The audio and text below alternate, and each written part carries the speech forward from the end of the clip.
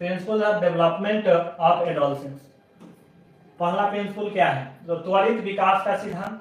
इस सिद्धांत के समर्थन में स्टैनली हॉल ने कहा है, इसके अनुसार शैशवावस्था व बाल्यावस्था में अचानक कोई परिवर्तन नहीं होते, जबकि किशोरावस्था में जो भी परिवर्तन होते हैं वे अकस्मात होते हैं, अचानक होते हैं।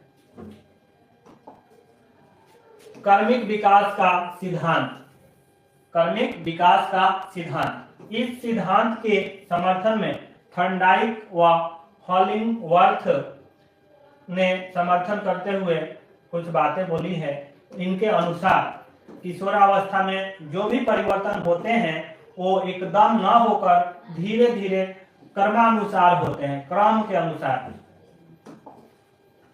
विकास को प्रभावित करने वाले कारक, फैक्टर्स आर अफेक्टिंग डेवलपमेंट। अब हम लोग जानेंगे, ये भी सब टॉपिक है, विकास को प्रभावित करने वाले कारक, फैक्टर्स ऑफ चाइल्ड डेवलपमेंट, विकास को प्रभावित करने वाले कारक। देखिए, विकास को अनेक कारक प्रभावित करते हैं। इनमें से कुछ कारक स्वतंत्र रूप से शारीरिक विकास को प्रभावित करते हैं तथा कुछ कारक की पारस्परिक अंतःक्रियाएं शारीरिक विकास को प्रभावित करती है। इसी प्रकार से कुछ कारक स्वतंत्र रूप से बालक के मानसिक विकास को भी प्रभावित करते हैं तथा कुछ कारक ऐसे होते हैं जो पारस्परिक अंतःक्रियाएं बालकों के मानसिक विकास को प्रभावित करती है। कुछ प्रमुख कारक यहाँ पे दिए गए हैं। सबसे पहला इंपॉर्टेंट फैक्टर जो है, जो डेवलपमेंट को इफेक्ट डालता है, प्रभावित करता है, वो है हेरिडिटी यानी वंशानुक्रम। डिंकमेयर, डीसी डिंकमेयर 1965, यानी कि डिंकमेयर के अनुसार वंशानुगत कारक, वंशानुक्रम, हेरिडिटी वे जन्मजात विशेषताएं हैं जो बालक में जन्म के समय ही पाई जाती है। यानी कि हेरिडिटी जो होती है ये बालक जब जन्म लेता है उसी समय उसमें पाई जाती है। प्राणी के विकास में वंशानुक्रम शक्तियां प्रधान तत्व होने के कारण प्राणी के मौलिक स्वभाव और उनके जीवन चक्र की गति को नियंत्रित करती है। इन वंशानुक्रम तत्वों को प्राणी की संरचना और क्रियात्मक, संरचनात्मक कहेंगे और क्रियात्मकता से संबंधित संपत्ति और ऋण समझना चाहिए, क्योंकि इन्हीं तत्वों की सहायता से प्राणी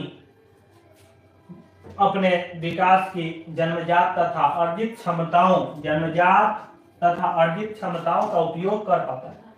प्राणी का रंग, रूप, लंबाई, अन्य शारीरिक विशेषताएं, बुद्धि, तर्क, स्मृति तथा अन्य मानसिक योग्यताओं का निर्धारण वंशानुक्रम, हेरिडिटी के द्वारा होता है।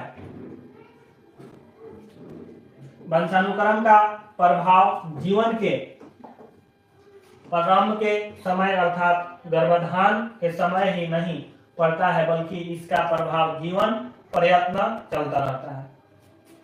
माता के रज और पिता के वीर्य कणों में बालक का वंशानुक्रम निहित होता है। गर्भधान के समय जीन्स जो होते हैं भिन्न भिन्न प्रकार से संयुक्त होते हैं। ये जीन्स ही वंशानुक्रम के वाहक होते हैं। जीन्स वंशानुक्रम के वाहक कौन? तो जीन्स। अतः एक ही माता पिता की संतानों में भिन्नता दिखाई देती है जीन्स के कारण। यह भिन्नता का नियम लॉ ऑफ वेरिएशन कहलाता है। प्रतिगमन के नियम, लॉ ऑफ रेग्रेशन के अनुसार प्रतिभाशाली माता पिता की संतानें दुर्बल बुद्धि की हो सकती है। देखिए, ये जो लॉ ऑफ रेग्रेशन है और लॉ ऑफ वेरिएशन है, इसके कारण एक बुद्धिजीवी माता पिता के बच्चे की बुद्धि जो है दुर्बल हो सकती है, कम हो सकती है। दूसरा फैक्टर है वातावरण। देखिए वातावरण का प्रभाव बच्चों पर पड़ता है, परिस्थितियां आदि सम्मिलित है जिसमें वातावरण में जो प्राणी के व्यवहार, शारीरिक और मानसिक विकास को प्रभावित करती है। भौतिक तथा मनोवैज्ञानिक दोनों प्रकार का वातावरण बालक या व्यक्ति के शारीरिक और मानसिक विकास को प्रभावित करता है। अन्य क्षेत्रों के वातावरण की अपेक्षा बालक के घर का वातावरण उसके विकास को सबसे अधिक महत्वपूर्ण ढंग से प्रभावित करता है।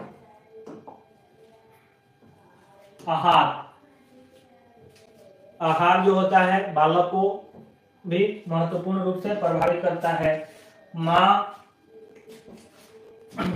का आहार जितना ही अधिक पौष्टिक होता है उतना ही बालक के स्वास्थ्य उत्पन्न होने की, यानी कि बालक जो उत्पन्न होगा वो स्वस्थ होगा। माँ का आहार बालक के विकास को जन्म के उपरांत उस समय तक भी प्रभावित करता है जब तक बालक स्तनपान करता है, यानी कि दूध पीता है माँ का। इसके बाद बालक स्वयं जो आहार ग्रहण करता है वह भी बालक को प्रभावित करता है। कहा जाता है कि स्वस्थ मस्तिष्क में स्वस्थ शरीर में स्वस्थ मस्तिष्क का विकास होता है। रोग बीमारी जो होते हैं ये भी बालक को प्रभावित करते हैं, उसके विकास को प्रभावित करते हैं, चाहे वो शारीरिक विकास हो या मानसिक विकास।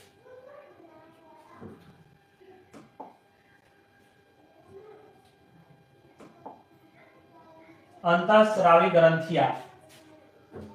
अंतःस्रावी ग्रंथियां जो होती है बालक के अंदर पाई जाने वाली ग्रंथियों से जो स्राव निकलते हैं वो बालक के शारीरिक और मानसिक विकास को प्रभावित करते हैं।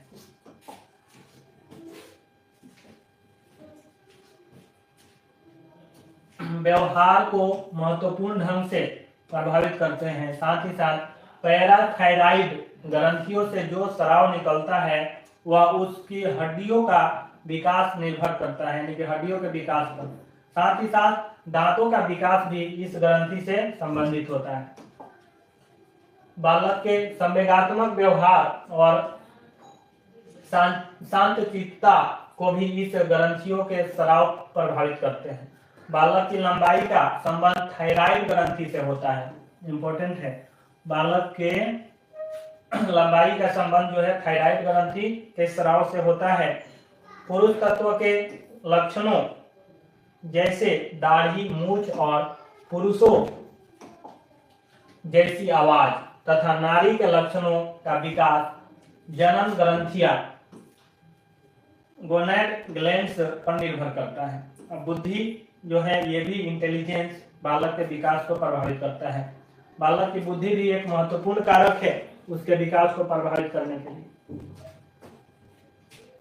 बालक के शारीरिक और मानसिक विकास को प्रत्यक्ष या अप्रत्यक्ष रूप से उसकी बुद्धि प्रभावित करती है। अध्ययनों से यह स्पष्ट हुआ है कि तीव्र बुद्धि वाले बालकों का विकास मंद बुद्धि वाले बालकों की अपेक्षा तीव्र गति से होता है। दुर्बल बुद्धि वाले बालकों में बैठना, चलना, बोलना, दौड़ना यही सब तो विकास है, डेवलपमेंट है। तथा अन्य कौशलों का विकास तीव्र बुद्धि वालों की अपेक्षा मंद गति से होता है, यानी कि जिनकी बुद्धि तीव्र नहीं होती है उनका ये विकास भी तीव्र नहीं होता है, तीव्र बुद्धि वालों की अपेक्षा मंद होता है। तथा विभिन्न विकास प्रतिमान अपेक्षाकृत अधिक आयु स्तरों पर पूर्ण होते हैं। देखिएगा कुछ बच्चे जो हैं 12 से 13 महीना में खड़ा होना, चलना सीखने चलने के लिए सीखना प्रारंभ कर देते हैं और कुछ बच्चे 2 साल 2.5 साल तक सही से नहीं चल पाते हैं। यौन भेदों का भी शारीरिक और मानसिक विकास पर बहुत प्रभाव पड़ता है। जन्म के समय लड़कियां लड़कों की अपेक्षा कम लंबी उत्पन्न होती है, परंतु वयः संधि अवस्था के प्रारंभ होते ही लड़कियों में परिपक्वता के लक्षण लड़कों की अपेक्षा जल्दी दिखने लगते हैं।